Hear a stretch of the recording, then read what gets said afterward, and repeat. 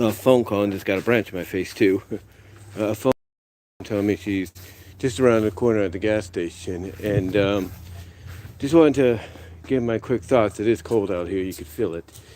I just wanted to give you my quick thoughts on the Tony Khan, Ariel Helwani, situation. And honestly, I think, when you get down to it, I think both have, to share the blame a little bit, if you will. They both have to share the blame when it comes to what happened over the weekend. Because, look, I get Ariel Helwani, and I think I've talked about this among other things. Ariel Helwani, got frustrated with his interview when with Tony Khan. There's, no doubt about it. You're going to get frustrated with those kind of things.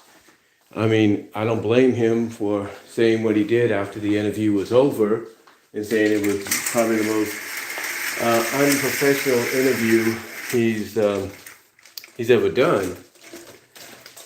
But, I think him showing up and working with WWE, doing SmackDown, and then Elimination Chamber, mostly like on the panel and everything, and then being in the crowd, and then having Michael Cole kind of say what he did, kind of deliver that shot, if you will.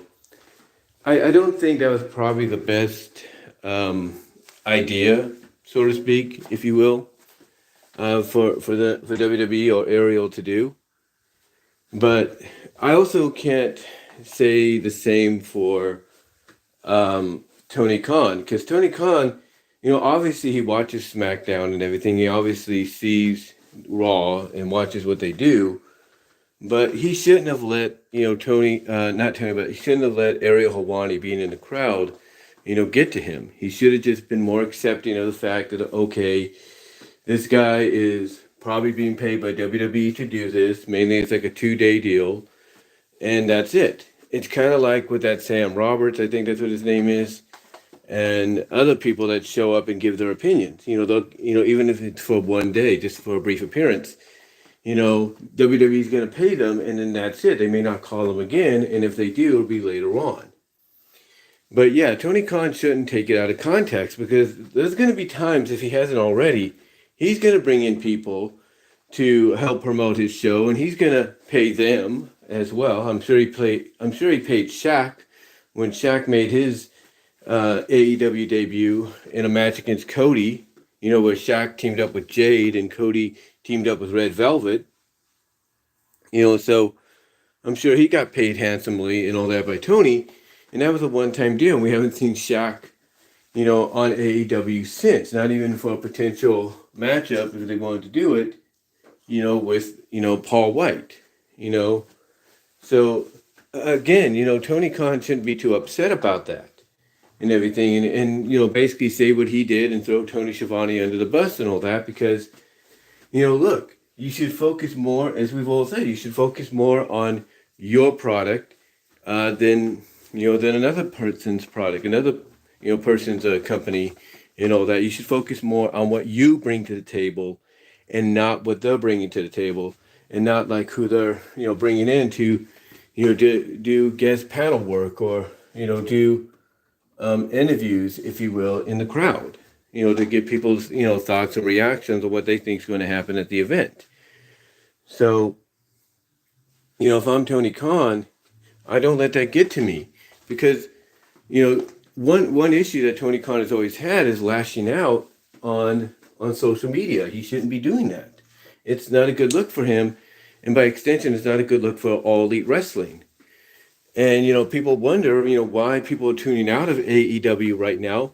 It's not because, visually the venues they go to are not pleasing, when they come off on television, but mostly it's because, they're starting to see, once again, just like last year, they're starting to see, a side of Tony Khan that's more fan-oriented than promoter, than businessman, and that's not good for him. That's not good for All Elite Wrestling. That's not good, period, for the business in general, especially when you in a position that he's in, decide to go off on somebody that, again, you know, he's worked for WWE on occasions, but it's not, it's not full time. It's only through like guest paneling, if you will, guest reporting, journalistic, depending, despite what he'll say, he's basically a combat sports.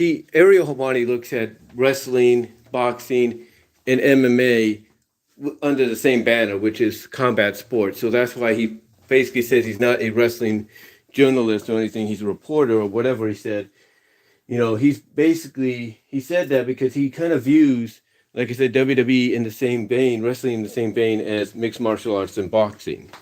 So to me, honestly, I think that's why he said it, the way he did. He didn't say it because, he's trying to degrade wrestling and try to, detach himself from that. No, he just looks at it from the same perspective as, as combat sports in general. He looks at it from basically the perspective of it's in the same genre as mixed martial arts and boxing. That's how he looks at it.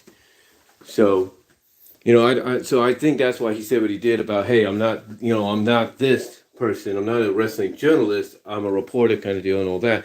I think that's why he said it.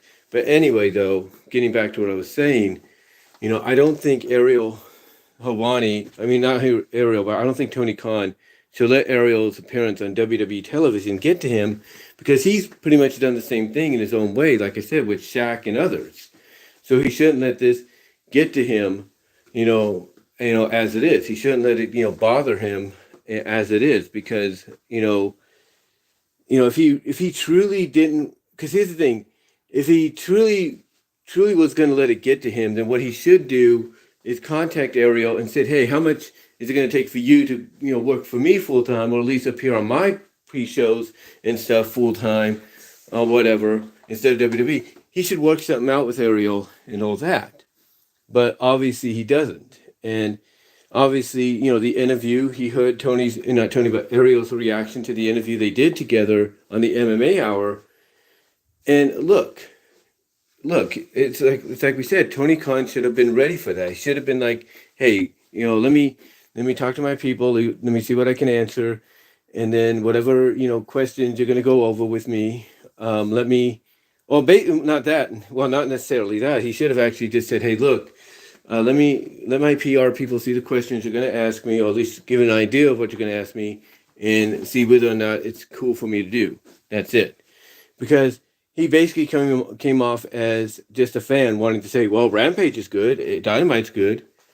And the way he reacted over the weekend, going back and forth with Ariel, Ariel said some things that didn't sit well with a lot of folks, but, the way Tony responded, being the one that started, I think Eric Bischoff said it best. He acted like a potential, basically, Eric Bischoff said it best, that he acted like, a potential child, basically a bratty little child that, didn't get his way, or basically saw something he didn't like and was whining and complaining about it. And, that's not what a promoter supposed to do. That's not what an owner's supposed to do. You're supposed to act more responsible, more mature about it. So, to me, when I look at it from, both perspectives, both men do have faults. But all Ariel was doing was a job offered to him by WWE, at least for that weekend, and that's it. That's it. He could have said no. He could have turned it down, but, they offered it to him, and he said, okay, I'll do it. And Tony Khan shouldn't have taken it out of context just because Ariel Helwani called him out on the interview, with him being not the best one. He shouldn't have called him out on that, as well as not throw Tony Schiavone, one of the greatest voices of of wrestling's generations, under the bus because he felt pissed off and acted like a potential child, if you will, as Eric Bischoff put it. So yeah, both do share the blame, but TK, he needs to know better. He needs to learn not to let his emotions get the best of him, because it's going to come back to bite him. And yeah, people will pick sides, but if I was to guesstimate on whose side is being chosen the most right now, it's Ariel Helwani's. because he was just doing a job. He really didn't do nothing wrong, and I think people would agree with that. Overall, they will agree. Yes, he shouldn't have said the things he did afterwards in response to Tony, but that overall he didn't really do nothing wrong, in particular, and that's about it. So, anyway, though, guys, I just wanted to give my quick thoughts on that. Give me your thoughts down below. I'm gonna add more details to this real quickly or real soon. I had to do this. I had to do it the way I am right now because my mom called a little bit ago. Like I said, she's around the corner at the gas station getting ready to come home and rest up for tomorrow. But again, guys, I just wanted to let you know let you know my thoughts on it. Comment down below. Let me know what your thoughts are. And till next time, guys, I will talk to you later. And you will get an audio podcast version of this later on. After it's been, rendered and everything, you will get an audio podcast of this later on. But let me know what your thoughts are. And until then, guys, I am out.